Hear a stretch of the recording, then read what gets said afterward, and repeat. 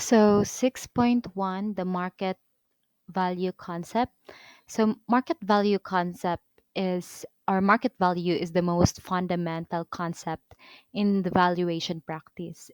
It represents the price that an asset would fetch in the marketplace, no, assuming a sale at the valuation date under specific conditions. So this hypothetical price reflects the consensus of what a willing buyer and a willing seller would agree upon in an open and competitive market. um, 6.2 market value definition. So it defines as the estimated amount that an asset would fetch from a sale in an open market between a willing buyer and a willing seller, neither being under compulsion to buy or sell, and both having reasonable knowledge of the facts. 6.3 market value presumptions. So um, it presumes certain conditions that must be met for it to be considered a valid estimate of the price, like open and competitive market. So the buyer and the seller should be able to freely enter and exit the market without undue influence or coercion or reasonable knowledge of the facts. Both parties should have access to relevant information about the asset and the market to make informed decision. And next is the absence of compulsion, like neither party should be formed to buy or sell the asset due to external factors such as financial distress or time constraints. So 6.4 is a valuation process. Valuers determine market value by analyzing comparables properties that have recently sold in the same market.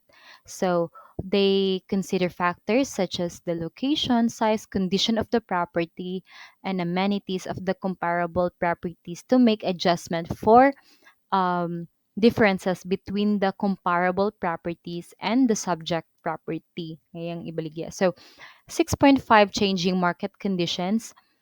Market value can be affected by various factors, including supply and demand, economic condition, and interest rates. So, valuers must carefully consider these factors when analyzing the market and determining market value. Number one is the disequilibrium. So, periods of disequilibrium can occur when market conditions are volatile or there is a lack of comparable sales data. Valuers must use their judgment to estimate market value in this situation. Um, Poor or failing markets. In poor or failing markets, there may be fewer willing resellers and transaction prices that may not accurately reflect market value. Valuers must carefully analyze all available data to determine market value in these markets. And also during periods of rapid market changes, valuers must avoid relying solely on historical data or making unwarranted assumption about the future market conditions.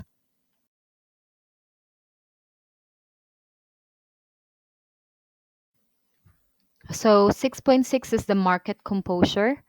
Market value also presumes that the asset has been adequately exposed to the market for a reasonable period of time. So this ensures that there has been sufficient opportunity for potential buyers to become aware of the property and make informed bids. 6.7 is the revenue producing properties. Revenue producing properties are often valued based on their ability to generate income. Their valuer will analyze the property's income stream and apply appropriate capitalization rates to determine its market value.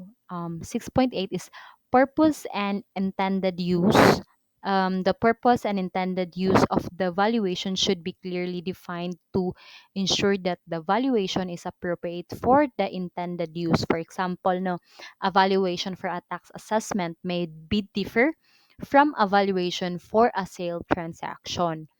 And the next is 6.9. The 6.9 is negative market value.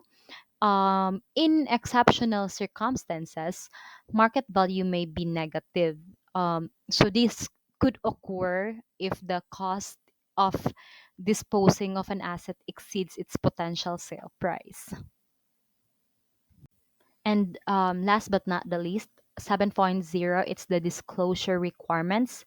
Valuation reports must clearly disclose the definition of market value used.